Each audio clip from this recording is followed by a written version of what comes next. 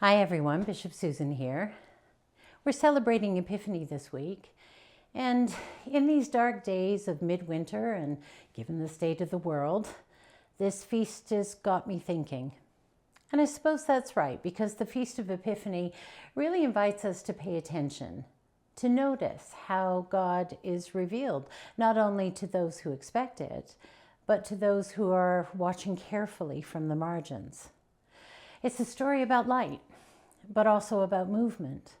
People who are willing to travel both physically, but also in their minds and hearts, and to risk being changed by what they encounter. The Magi, or wise men, aren't insiders to the story of Israel. They're Gentiles, not Jews. They're outsiders. They come from elsewhere. They're guided by curiosity and courage and a star they can't fully explain.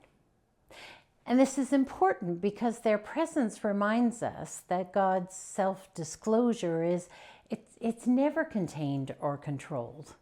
Grace spills over the boundaries of culture, certainty, and comfort. And Epiphany also shows us that God's love is expansive, drawing in those who may not even know what they're seeking, only that they must follow.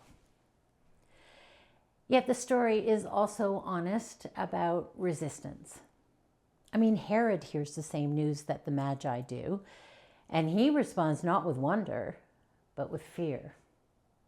And this is because the revelation of God's kingdom unsettles those who are invested in power as domination rather than service.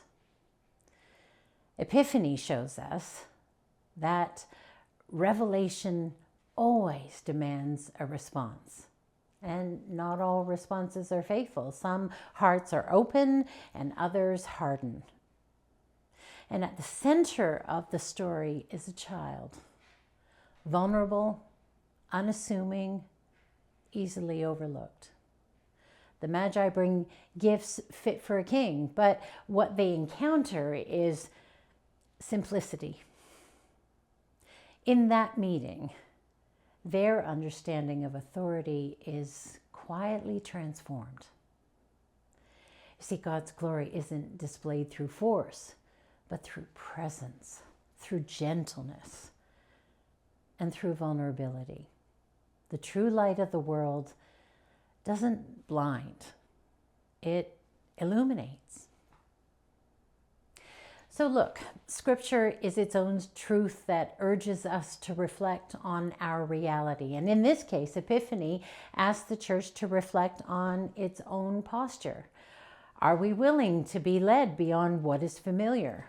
Are we open to the wisdom of those who come from different places, who see the world differently, who ask questions that unsettle us? I mean, this feast really challenges any version of faith that is small or self-protective. It doesn't allow us to keep things as they are because that makes us feel comfortable. If God is revealed to strangers, then we're called to hospitality. If God's light shines in unexpected places, then we have to learn to look there too. Finally, Epiphany reminds us that encounter leads to change. The Magi return home by another road. They don't go back the way they came because they couldn't. And that speaks to an important truth. Once we've glimpsed God's generosity, God's vulnerability, God's boundless reach, we're changed. We're sent back into the world differently, bearing light not as a possession, but as a gift to that same world. Well, those are some thoughts for us to sit with this Epiphany. I pray God's blessing upon you all and upon all of your parishes as we all try together to embody the light of Christ in this world. Be brave, love God, and love your neighbor. Blessings.